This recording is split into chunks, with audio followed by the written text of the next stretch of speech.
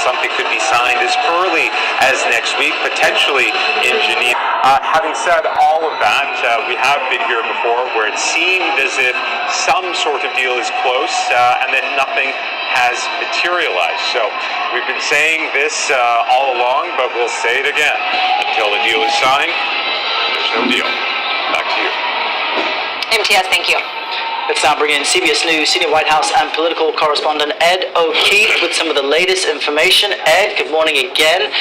The president, earlier this morning we were speaking about the delicate nature of this. President Trump just posted something to Truth Social in the past 30 minutes, slamming Iran, calling them very dishonorable people. And what's ironic is, pinned to his profile is the statement he made previously where he said, thanks to all the ongoing discussions, he's delaying his attack. Help us understand this moment. Well, if everything's been up and down, we're headed back towards down. The president this morning criticizing Iran for leaking a version of the apparent agreement that he says has nothing to do with the terms that they had agreed to in writing, and their weak and pathetic statement on having a deal bears no relation to the truth.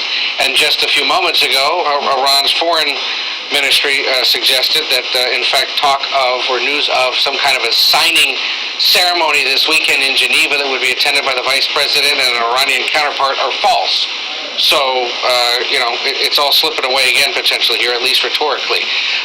Remember that this agreement generally, according to the White House, remember this is a two-party deal, but the White House was saying that among other things, Iran had agreed not to enrich uranium for 15 to 20 years, that the Strait of Hormuz would open immediately, and that Iran had agreed to hand over its nuclear material, or as the president likes to call it, nuclear dust, at some point in the coming years, as it also agrees not to do anything or any enriching of uranium and nuclear materials for 15 to 20 years. So again, status of it right now not looking great, but 24 hours ago it was, and so it's Friday at 10:12 Eastern.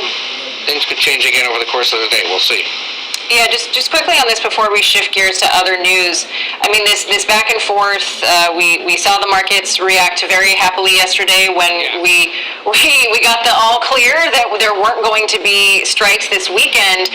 The fact that we're hearing now something different from the Iranians, I mean, is this a signal that we as the U.S. may not be negotiating with the right folks inside their administration? I mean, we know that's been a big question of who's in charge over there, or is your read that this could just be another way for Iran to negotiate a little bit of a better deal? It's probably more the latter. I mean, we've been asking for weeks about who exactly they're talking to, and the administration suggests that it's a combination of those that remain in power, and the Ayatollah is being consulted, even if he hasn't been seen in public.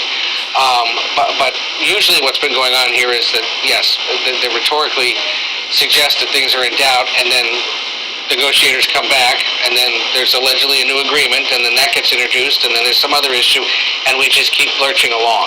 And so it may be here again that Iran or the United States is demanding something of the other side that they don't yet want to agree to, and so we're stuck in this holding pattern yet again. But again, the White House had suggested, the president had suggested himself, that the vice president could be headed to Europe as early as this weekend or early next week to sign off on this memo that would start 60 days of talks, and